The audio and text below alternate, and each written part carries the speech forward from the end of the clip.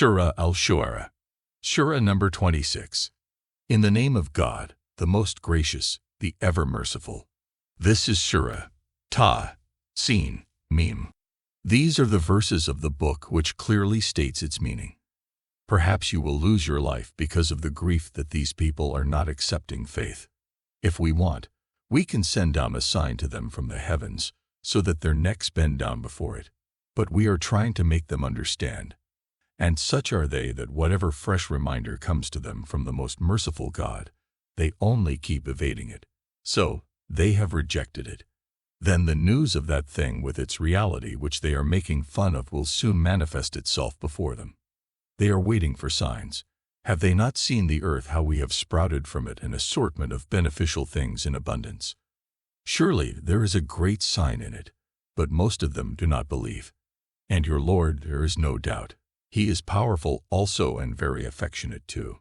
Narrate to them the anecdote when your Lord called Moses, "Go to the unjust nation, to the Pharaoh's nation. Will they not fear?" He replied, "Lord, I fear that they will deny me, and such is my situation that because of my sensitivity towards my responsibility my chest is in distress, and my language is also not fluent. So send prophethood to Aaron, that he may help me in this task. And there is also one crime for which I am liable to them. So I fear that they might slay me." God said, "Certainly not. They cannot kill you. So now both of you go with our signs. We shall be with you hearing everything. So go, both of you go to the Pharaoh without any hesitation and tell him, 'We are the messengers of the Lord of worlds, and have come to you so that you let the Israelites go with us.'" When they said these words to the Pharaoh, he replied, "Did we not bring you up in childhood by keeping you with us? And are you not the one that you spent many years of your life among us, and then did what you did and ran away? You are very ungrateful." Moses replied, "I had done this, and I confess that I had committed a mistake at that time. Then I feared that because of this crime you will kill me. So I ran away from you. Then my Lord blessed me with wisdom and sagacity, and made me a prophet from among his prophets. And is this a favor you are impressing upon me, that you have enslaved the Israelites?" The Pharaoh said, "And what is this Rab al-Alamin?" Moses replied, "The Lord of the heavens and the earth, and what is between them, if you are ones who can have conviction." The Pharaoh said to the people around him, "Do you not hear?" At this, Moses took a step ahead in his preaching, and said, "Your Lord and the Lord of your forefathers also." The Pharaoh said, "This messenger who has been sent to you is totally mad." Moses said, "And furthermore, whatever is in the east and the west, and between them, all belongs to your Lord if you have insight." Hearing this, the Pharaoh cried out, "If you make anyone else accept me as God, I shall imprison you." Moses asked, "Even if I have brought a clear sign to you?" The Pharaoh said, "Then present it, if you are truthful." At this, Moses placed his staff on the ground.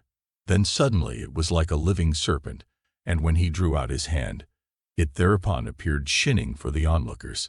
When the Pharaoh saw this, he said to the chiefs around him, "This person surely is an adept magician. He wants to turn you out of your land through his magic. So, what do you advise?" They said, "Put him off and his brother for now, and send summoners in the city who should bring all prominent skillful magicians to you." Thus at the prescribed time of an appointed day, the magicians were gathered, and it was proclaimed among the people, "Will you people gather, so that we can support the magicians if they remain dominant?" Then when the magicians came forward for the contest, they said to the Pharaoh, "We should have a reward if we remain dominant."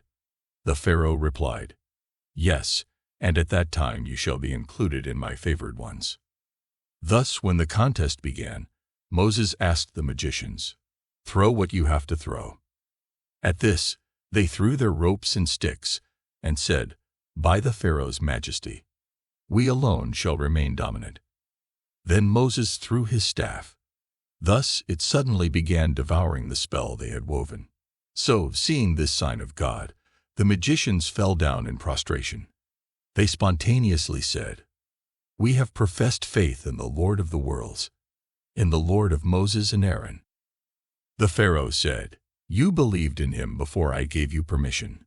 Surely he is your guru who has taught magic to you. So soon you will come to know what its consequence is. I shall have your limbs severed from alternate sides, and shall definitely crucify all of you." The magicians answered, "No fear. We shall return only to our Lord. We hope that our Lord shall forgive our sins because we have accepted faith the foremost." After this, many years passed until the truth was conclusively delivered to them. Then we revealed to Moses, "Set off with my servants by night, because you will be pursued." At this, the Pharaoh sent summoners in the city to gather the armies that these are some handful of people, and no doubt they are angering us because of what they are doing, and we are a group whose trait is to always remain vigilant. Hence, we will not give them any chance to spread disorder. In this way, we took out the people of the Pharaoh from their orchards, fountains, treasures, and from an abode of honor.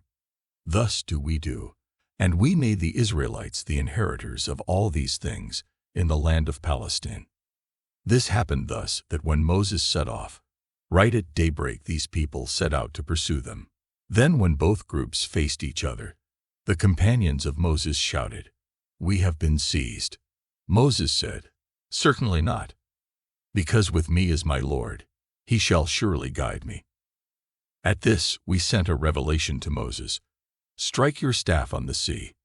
When he struck it, it rent asunder, and each part became as if it was a huge mountain. In the meantime, we brought the other group also near that place, and saved Moses and all those who were with him. Then we drowned the others right there. Certainly, there is a great sign in this, but most of them are not going to believe it. And your Lord, undoubtedly, he is mighty and also very merciful. And narrate to them the account of Abraham when he had asked his father and the people of his nation, "What is this you worship?" They replied, "We worship idols. So whatever you may say, we shall continue to diligently adhere to their worship." Abraham said, "Do they listen to you when you call them, or can they benefit or harm you?" They replied, "No, we do not know all this. In fact, we have seen our forefathers doing this." Abraham said, "Then have you ever reflected also on these that you have been worshipping? You also and your past forefathers too. So all these are my enemies except for God, Lord of the worlds, who has created me. Then it is He who guides me, and who makes me eat and drink. And when I get sick, it is He who cures me, and He who shall give me death. Then He shall bring me back to life, and from whom I have hope that on the day of judgment He shall forgive my sins." When Abraham had uttered all this, he supplicated, "My Lord, grant me the power of decision-making, and include me among the righteous, and let those who come later continue to fondly remember me, and also make me an inheritor among the inheritors of the orchard of comfort, and forgive my father. Indeed, he is among those who have strayed away. And on the day people will be raised up, on that day, O Lord, do not disgrace me." God said, "The day when neither wealth shall be of benefit nor children, only they shall succeed who come to God with a pure heart. On that day, paradise shall be brought near those who fear God, and hell shall be exposed to those who have gone astray. And they will be asked, 'Where are they whom you worship besides God? Will they help you in some way or be able to save themselves today?' Then they also, and these people too who have strayed, and the armies of Satan as well, all of them will be flung face down into it. There, while arguing among themselves, they will say to their leaders, 'By God, we were in open error when we used to make you partners of God.' Then they will express sorrow on their misfortune. 'We were led astray only by these wrongdoers. So now there is neither any intercessor for us, nor any loving enthusiastic friend. Now would that we could return once so that we could become believers.'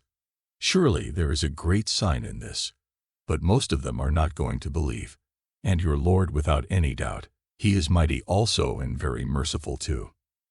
The nation of Noah also similarly denied the messengers when their brother Noah said to them, "Do you not have fear? I am for you a trusted messenger." Hence, Fear God and obey me. I do not ask you for any recompense on this.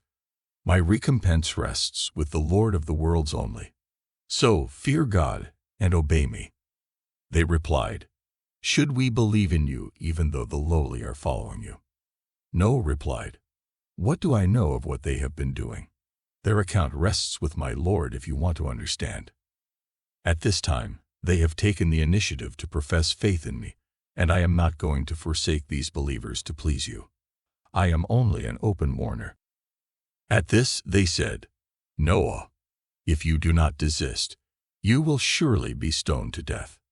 Ultimately, Noah prayed, Lord, my nation has rejected me. So now deliver a decisive judgment between me and them, and deliver me and the believers who are with me. Thus we saved him and his companions in a laden ship, and all the rest we drowned after that. Surely there is a great sign in this. But most of them are not going to believe. And your Lord, without any doubt, he is mighty also and very merciful too. In a similar way, the Ad denied the messengers when their brother Hud said to them, Have you no fear? I am a trusted messenger for you. So, fear God and obey me. I do not ask you for any recompense on this.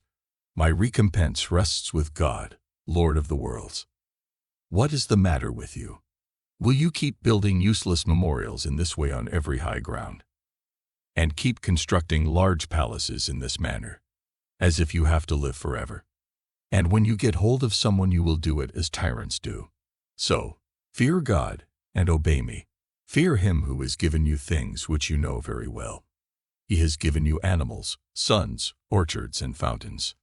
In reality, because of your misdeeds I fear for you the torment of a horrible day. They replied, It is equal for us whether you counsel us or do not be among those who counsel. Nothing at all.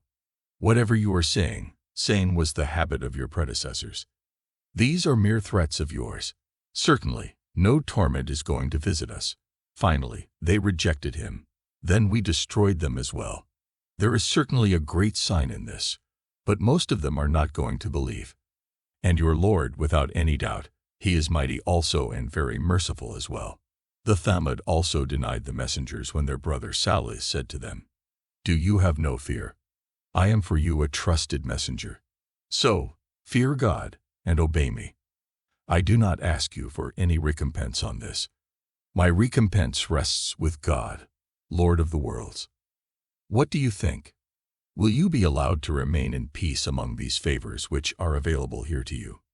Amid orchards, springs, cultivated lands, and date palms whose bunches are closely knit, and digging mountains express pride in this way, happily building houses. So, fear God and obey me, and do not listen to those who exceed limits, who spread disorder in the land, and do not mend its affairs. They said, Nothing. Someone has cast a deep spell on you, which has stripped you of your intellect. You are but a human like us. So, bring a sign if you are truthful. Salih said, This is a she-camel. One day, it will be her turn to drink water, and another turn of a fixed day is for you. And listen, do not touch it with any evil intention, otherwise the torment of a horrible day shall seize you. Even then, they slew her. So, they were left to regret, and finally the torment overtook them. Surely there is a great sign in this, but most of them are not going to believe. And your Lord, without any doubt, he is mighty, and also very merciful. The nation of Lot too denied the messengers when their brother Lot said to them, Do you not fear? I am a trusted messenger for you. So, fear God and obey me. I do not ask you for any recompense on this. My recompense rests with God, Lord of the worlds. Servants of God, do you go to men among people of the world for your sexual desires, and leave the wives which your Lord has created for you? No, this is not something trivial. In fact, you are a people who have crossed the limits. They replied, Lot, if you do not desist from saying such things, you shall definitely be expelled from here. Lot replied, No worries, I am from among those who is very averse to what you do. He then prayed, My Lord, Deliver me and my family from the consequences of what they are doing." So we delivered him and all his family, except for an old woman who was among those left behind.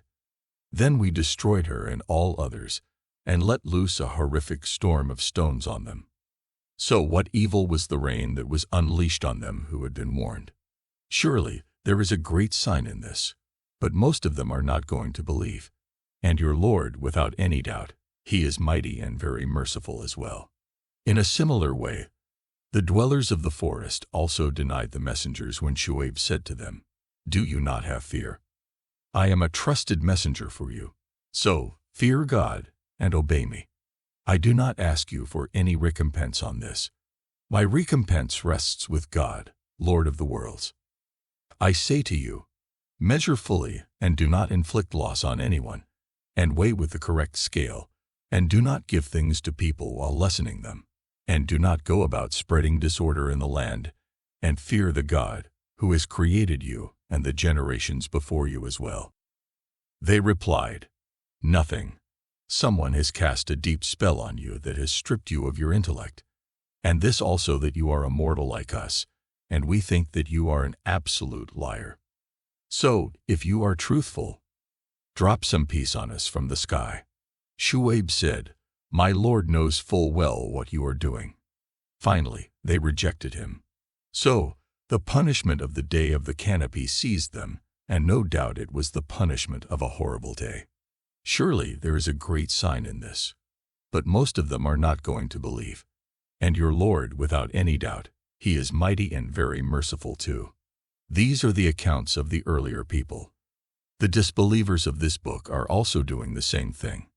So rest assured there is no doubt that this word has been revealed in a very elaborate manner by the Lord of the worlds.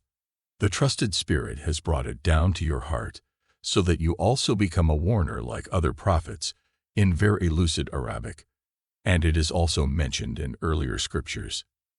Is this not a sign for these people that the scholars of the Israelites know it? They are still not believing, and had we revealed it to a non-Arab, then he would have read it out to them. Even then they would not have accepted faith.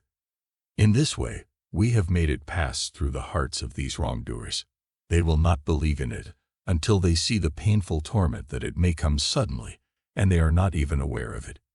Then at that time they will say, "Will we get some respite?" So, are they asking to hasten our torment?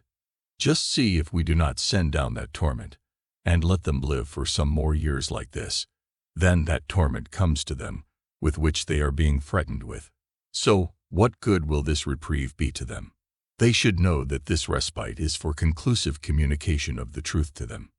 We have never destroyed a city unless warners have first come for it to remind its people, and we are not unjust that we destroy them without this. This book is a revelation from God. Pay heed to it. Devils have not brought it down. Neither is it worthy of them, nor can they do this. In reality, they are kept far away even to eavesdrop.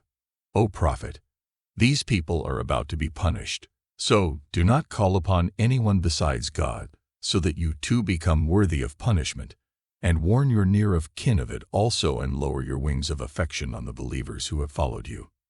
However, if these people of your family do not obey you in spite of this, then tell them clearly, I am acquitted from whatever you are doing, and in this phase of your preaching trust the mighty and the merciful who sees you when you get up for tahajjud at night and observes your coming and going among those who prostrate. Indeed, He hears and knows all. People, this is that noble person about whom you say that devils descend upon him. Should I tell you on whom the devils descend? They descend on every lying, wretched person. They intently try to hear them, as if they are listening something from the unseen world, but most of them are liars, and say that he is also like a poet, whereas the deviant follow the poets. Do you not see that they wander in every valley, and do not practice what they preach? Only they are an exception to it who accepted faith, and who did righteous deeds and remembered God abundantly, and sought revenge only when they were oppressed. And these oppressors, they shall soon know what their abode would be.